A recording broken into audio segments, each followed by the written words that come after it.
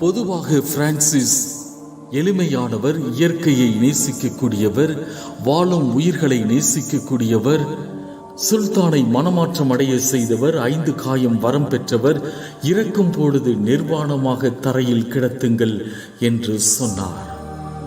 இதையும் கடந்து புனிதரை புரிந்து கொள்ள வேண்டும். நேச்சுரல் சூப்பர் நேச்சுரல் பார்வையை கடந்து பிரான்சிஸை புரிந்து கொள்ள வேண்டும்.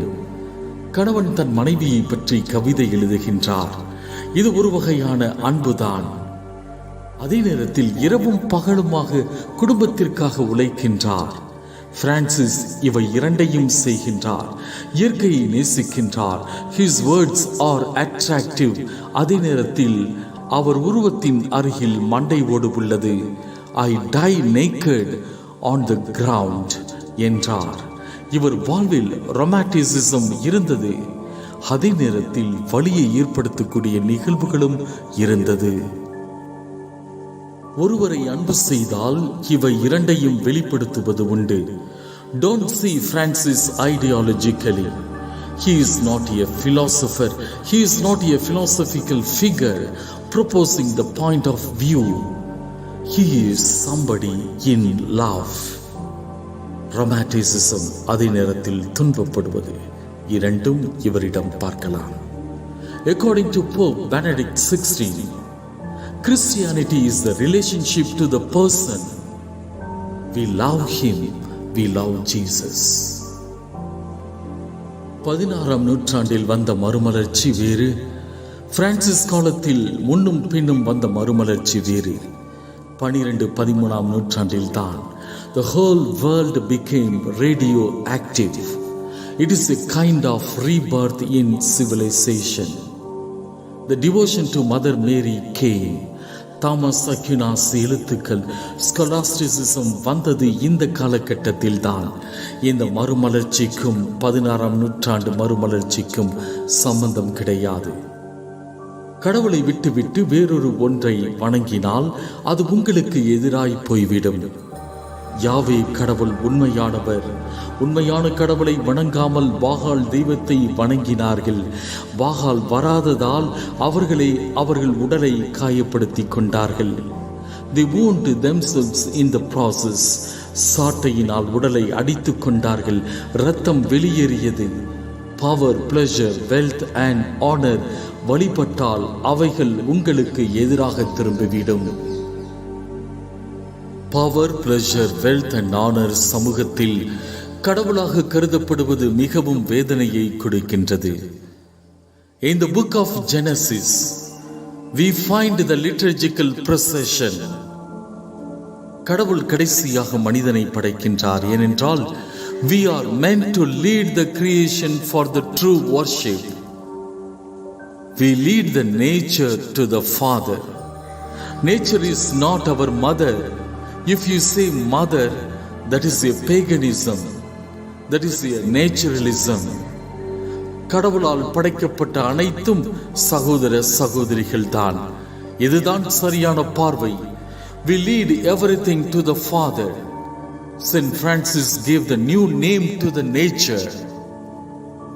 இயற்கையை மதிக்க வேண்டும், போற்ற வேண்டும் என சொல்லும் மக்கள் காலப்போக்கில் அதை வணங்கி விடுகின்றார்கள்.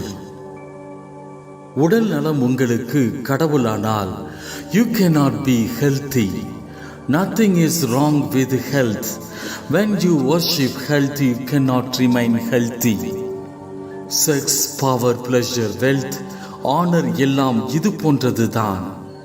இவைகளை வணங்கினால் இவை அனைத்தும் உங்களுக்கு எதிராக திரும்பிவிடும். உங்களுக்கு வேலையாட்களாக இவை அனைத்தும் இருக்க வேண்டும். செக்ஸ், பணம், மதிப்பு, சொத்து அனைத்தும் உங்களுக்கு வேலையால் தான். இவைகளை வணங்க வேண்டாம். வணங்கினால் ஹிட்லர் யூதர்களை கொடுமைப்படுத்தியதைப் போல உங்களையும் கொடுமைப்படுத்தும். பவர், பிளஷர், வெல்த், செக்ஸ், மணி வேலையாட்களாக உங்களுக்கு இருந்தால் ஒவ்வொரு நாளும் திருவிழாதான். Not ultimate refusal, but ultimate recovery. இதுதான் பிரான்சிஸுடைய மைண்ட் இயற்கையை பற்றி. Idea of dependence. வீடு, மரம், செடி, கொடி, இயற்கை, நட்சத்திரங்கள், கோள்கள் அனைத்தும் தலைகீழாக தொங்குகின்றது. எப்பொழுது வேண்டுமானாலும் வீழலாம். இப்படிதான் இந்த உலகத்தை பார்க்க வேண்டும். ஒரு நகரை பார்க்கின்றோம், அசைக்க முடியாது. உங்கள் மனநிலை, கடவுளே உமக்கு நன்றி, இது விழவில்லை. We depend on God என்பது பிரான்சிஸுடைய ஆன்மீகம். The nature is seen in the light of the supernatural way. If we see everything upside down, we get the idea of dependence. According to Thomas of Aquinas, something is something. Self is self. Grass is grass. Tree is tree. A baby is seeing a tree. மரம் என அறியும் முன்பு it looks secondary and dependent. The baby is seeing the secondary thing. When you see the world, the essay falls into the mind. Essay is being, the world is, and therefore the existence exists. It is not sufficiently self-existence. We do not have to be here, yet we are all here. The world is, it doesn't have to be. Here we are, we do not have to be here. -100 degree Celsius வந்திருக்கலாம். இரும்பை உருக்கக்கூடிய வெப்பநிலை இருந்தால் நாம் இருக்க முடியாது. We do not have to be here. தொற்று வியாதி மனித இனம் முழுவதையும் அழித்தது என்றால் we do not have to be here. It is an illusion to think we are self-explanatory, but we are not. We are all dependent.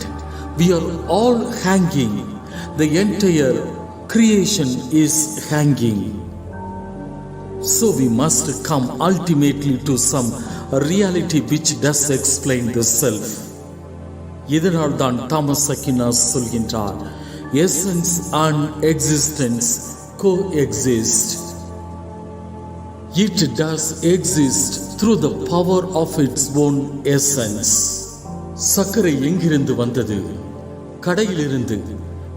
கடையில் சர்க்கரை இல்லை என்றால் பெரிய கடையிலிருந்து வாங்குவோம். அங்கும் இல்லை என்றால் கரும்பில் இருந்து எடுப்போம். கரும்பு இல்லை என்றால் கடவுளே எனதான் சொல்ல முடியும். Everything depends on God. நாம் பார்க்கும் உலகம் கடவுளை சார்ந்திருக்கிறது. எவல்யூஷன் பற்றி மக்கள் கேட்பது உண்டு. காலப்போக்கில் பயாலஜிக்கல் ஆர்கானிசம் டெவலப் ஆகிறது. ஆனால் why do they exist என்பது பற்றி கேட்டால் பதில் இல்லை. It doesn't touch the fundamental issue of why does it exist. நாம் நம்மை சுற்றி உள்ள அனைத்திற்கும் ஒரு தொடர்பு உண்டு. எல்லாம் கடவுளுடன் தொடர்பு கொண்டு உள்ளது. We all have the same source from the Father. Brother fire, sister water என பிரான்சிஸால் சொல்ல முடிந்தது. Nature is not our mother, but our sister. இது முக்கியம். We are all radically dependent on the same source, the Father, every minute. நான் மைக்கு பார்க்கிறேன், table பார்க்கிறேன், புத்தகத்தை பார்க்கிறேன். There is ஹைடக்கரும் இதை ஏற்றுக்கொள்வார். We are all connected to each other. Everything is a gift. Who is giving gift? God gives us. Being itself is tied to giving. எல்லாம் gift என பார்க்கும் பொழுது உலகம் அழகாக தெரியும், மகிழ்ச்சியாக இருக்கும். அசிசி நகர் ஆயர், லிட்டில் பிரதர்ஸ், ஃப்ரையர் மைனஸ், சொத்துக்கள் வைத்துக் கொள்ளலாம் தானே என பிரான்சிஸிடம் கேட்டபோது, வைத்திருந்தால் சட்டம் இயற்ற வேண்டும், ஆயுதத்தை பயன்படுத்த வேண்டும் பாதுகாக்க. எனவே வேண்டாம், இதில் சுதந்திரம் இருக்கிறது, ஏழ்மையிலும் எளிமையிலும் சுதந்திரம் இருக்கிறது என்றார். எதுவும் இல்லை என்றால் யாரிடமும் எங்கும் எப்பொழுதும் செல்லலாம். Franciscan lived outside of the web of the society. Franciscan lived outside of the power, pleasure, wealth and honor. Franciscan வழிக்கு செல்லும் மீனை போல வலைகளில் உள்ளே சென்று உடனே வெளியே வர வேண்டும். சமூகம் அதன் பிடியில் பிரான்சிஸ்கனை வைத்துக் கொள்ளக்கூடாது. No power, no pleasure, no wealth and no honor for Franciscans.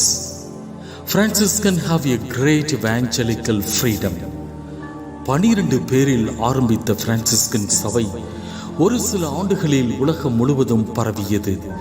There is no great plan for them. மலைகளிலும் குகைகளிலும் காடுகளிலும் வாழ்ந்தார்கள்.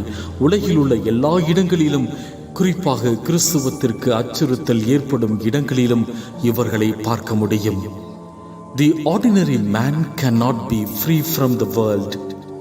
மீன் வலையில் அகப்பட்டுதான் ஆக வேண்டும். பிரான்சிஸ்கன் வாழ்க்கை எல்லோருக்குமானது அல்ல. Church life, family life, political life, administration இவற்றில் ஈடுபடும் பொழுது மீன் வலையில் நன்றாக மாட்டிக்கொள்கின்றோம். Not everyone should be a Franciscan. We admire Franciscan movement.